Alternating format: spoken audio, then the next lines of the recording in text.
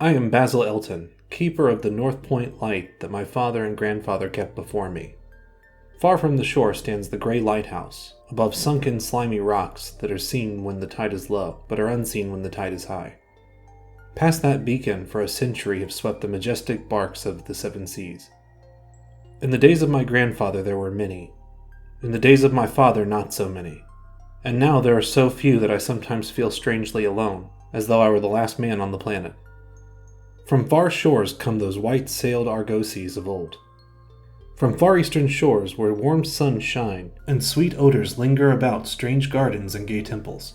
The old captains of the sea came often to my grandfather, and told him of these things which he in turn told to my father, and my father told to me in long autumn evenings when the wind howled eerily from the east. I have read more of these things, and of many things in the books men gave me when I was young and filled with wonder. But more wonderful than the lore of old men and the lore of books is the secret lore of the ocean. Blue, green, gray, white or black, smooth, ruffled, or mountainous. That sea is not silent. All my days I have watched it and listened to it, and I know it well. At first it told me only the plain little tales of calm beaches and near ports, but with years it grew more friendly and spoke of other things. Of things more strange and more distant in space and time. Sometimes at twilight the gray vapors of the horizon have parted to grant me glimpses of ways beyond. And sometimes at night the deep waters of the sea have grown clear and phosphorescent to grant me glimpses of the ways beneath. And these glimpses have been as often of the ways that were and the ways that might be as the ways that are. For ocean is more ancient than the mountains, and freighted with the memories and the dreams of time. Out of the south it was that the white ship used to come when the moon was full and high in the heavens. Out of the south it would glide very smoothly and silently over the sea, and whether the sea was rough or calm, and whether the wind was friendly or adverse, it would always glide smoothly and silently, its sails distant, and its long strange tiers of oars moving rhythmically. One night I spied upon the deck a man bearded and robed, and he seemed to beckon me to embark for faraway shores. Many times afterward I saw him under the full moon, and never did he beckon me. Very brightly did the moon shine on the night I answered the call, and as I walked out over the waters to the white ship on a bridge of moonbeams, the man who had beckoned me now spoke a welcome to me in a soft language I seemed to know well, and the hours were filled with soft songs of the oarsmen as we glided away into the mysterious south, golden with the glow of that full mellow moon. And when the day dawned, rosy and effulgent, I beheld the green shore of far lands, bright and beautiful, and to me unknown. Up from the sea rose lordly terraces of verdure, tree-studded and shewing here and there the gleaming white roofs and colonnades of strange temples. As we drew nearer the green shore, the bearded men told me of that land, the land of Zar, where dwell all of the dreams and thoughts of beauty that come to men once and then are forgotten. And when I looked upon the terraces again, I saw that what he had said was true. For among the sights before me were many things I had once seen through the mists beyond the horizon and in the phosphorescent depths of the ocean. There too were forms and fantasies more splendid than anything I'd ever known. The visions of young poets who died in want before the world could learn of what they had seen and dreamed. But we did not set foot upon the sloping meadows of Zar, for it is told that he who treads them may never more return to his native shore. As the white ship sailed silently away from the templed terraces of Zar, we beheld on the distant horizon ahead the spires of a mighty city, and the bearded men said to me, "That is Thalarion, the city of 1,000 wonders, wherein reside all the mysteries that men have striven in vain to fathom." And I looked again at a closer range and saw that the city was greater than any city I had known or dreamt of before. Into the sky the spires of its temples reached, so that no man might behold their peaks. And far beyond the horizon stretched the grim gray walls over which one might spy only a few roofs. Weird and ominous, yet adorned with rich friezes and alluring sculptures, I yearned mightily to enter this fascinating yet repellent city, and besought the bearded man to land me at the stone pier by the huge carven gate of Cariel. But he gently denied my wish, saying, "Into Thalarion, the city of 1,000 wonders, many have passed, but none returned. Therein walk only demons, and mad things that are no longer men. And the streets are white with the unburied bones of those who have looked upon the Elodian Lothi that reigns over the city. So the white ship sailed over past the walls of Thalarion, and followed for many days a southward flying bird, whose glossy plumage matched the sky out of which it had appeared. Then we came to a pleasant coast gay with blossoms of every hue, where as far inland as we could see basked lovely groves and radiant arbors beneath a meridian sun. From bowers beyond our view came bursts of song and snatches of lyric harmony, interspersed with faint laughter so delicious that I urged the rowers onward in my eagerness to reach the scene. And the bearded man spoke no word, but watched me as we approached the lily-lined shore. For a sudden wind blowing from over the flowery meadows and leafy woods brought a scent at which I trembled. The wind grew stronger, and the air was filled with the lethal, charnel odor of plague-stricken towns and uncovered cemeteries. As we sailed madly away from that damnable coast, the bearded man spoke at last, saying, "That is Zura, the land of pleasures unattained." So once more the white ship followed the bird of heaven, over warm blessed seas fanned by caressing aromatic breezes. Day after day and night after night did we sail, and when the moon was full we would listen to soft songs of the oarsmen, sweet as on that night when we sailed away from my far native land. And it was by moonlight that we anchored at last in the harbor of Sona Nil, which is guarded by twin headlands of crystal that raise from the sea and meet in a resplendent arch. This is the land of fancy, and we walked to the verdant shore upon a golden bridge of moonbeams.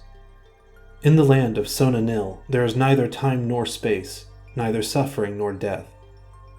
And there I dwelt for many aeons.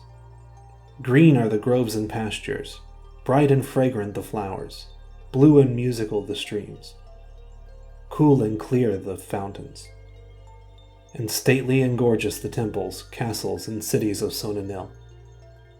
Of that land there is no bound, for beyond each vista of beauty raises another more beautiful. Over the countryside and amidst the splendor of cities can move at will the happy folk, of whom all are gifted with unmarred grace and unalloyed happiness. For the aeons that I dwelt there, I wandered blissfully through gardens where quaint pagodas peep from pleasing clumps of bushes. And there the white walks are bordered with delicate blossoms. I climbed gentle hills from whose summits I could see entrancing panoramas of loveliness, with steepled towns nestled in verdant valleys, and with the golden domes of gigantic cities glittering on the infinitely distant horizon. I viewed by moonlight the sparkling sea, the crystal headlands, and the placid harbor where lie anchored the white ship. It was against the full moon one night in the immemorial year of Tharp that I saw outlined the beckoning form of the celestial bird, and felt the first stirrings of unrest. Then I spoke with the bearded man, and told him of my new yearnings to depart for remote Cathuria, which no man hath seen, and which all believe to lie beyond the basalt pillars of the west. It is the land of hope, and in it shine the perfect ideals of all that we know elsewhere, or at least so men relate. But the bearded man said to me, "Beware of those perilous seas wherein men say Cathuria lies. In Sona Nil there is no pain or death, but who can tell what lies beyond the basalt pillars of the west?" Nonetheless, at the next full moon I boarded the white ship, and with the reluctant bearded man left the happy harbor for untraveled seas. The bird of heaven flew before, and led us toward the basalt pillars of the west, but this time the oarsmen sang no soft songs under the full moon. In my mind I would often picture the unknown land of Cathuria, with its splendid groves and palaces, and would wonder what new delights there awaited me. Cathuria, I would say to myself, is the abode of gods, and the land of unnumbered cities of gold. Its forests are of aloe and sandalwood, even as the fragrant groves of Cameron, and among the trees flutter gay birds sweet with song. On the green and flowery mountains of Cathuria stand temples of pink marble, rich with carven and painted glories, and having in their courtyards cool fountains of silver, where purr with ravishing music the scented waters that come from the grotto-born river Narg. And the cities of Cathuria are cinctured with golden walls, and their pavements are of gold. In the gardens of these cities are strange orchids, and perfumed lakes whose beds are of coral and amber. At night the streets and the gardens are lit with gay lanterns, fashioned from the three-colored shell of the tortoise, and here resound the soft notes of the singer and the lutenist, and the houses of the cities of Cathuria are all palaces, each built over a fragrant canal bearing the waters of the sacred Narg. Of marble and porphyry are the houses, and roofed with glittering gold that reflect the rays of the sun and enhances the splendor of the city, as blissful gods view them from the distant peaks. Fairest of all is the palace of the great monarch Dorieb, who some say to be a demigod, and others a god. High is the palace of Dorieb, and many are the turrets of marble upon its walls. In its wide halls many multitudes assemble, and here hang the trophies of the ages. And the roof is of pure gold, set upon tall pillars of ruby and azure, and having such carven figures of gods and heroes, that he who looks upon those heights seems to gaze upon the living Olympus. And the floor of the palace is of glass, under which flow the cunningly lighted waters of the Narg, gay with gaudy fish, not known beyond the bounds of lovely Cathuria. Thus I would speak to myself of Cathuria, but ever would the bearded man warn me to turn back to the happy shore of Sonanil, for Sonanil is known of men, while none hath ever beheld Cathuria. And on the 31st day that we followed the bird, we beheld the basalt pillars of the west. Shrouded in mist they were, so that no men might peer beyond them or see their summits, which indeed some say reach even to the heavens. And the bearded man again implored me to turn back, but I heeded him not. For from the mists beyond the basalt pillars, I fancied there came the notes of singers and lutanists, sweeter than the sweetest song of Sonanil, and sounding my own praises, the praises of me who had voyaged far from the full moon, and dealt in the land of fancy. So, to the sound of melody, the white ship sailed in the mist betwixt the basalt pillars of the west. And when the music ceased and the mist lifted, we beheld not the land of Cathuria, but a swift rushing restless sea, over which our helpless bark was borne towards some unknown goal.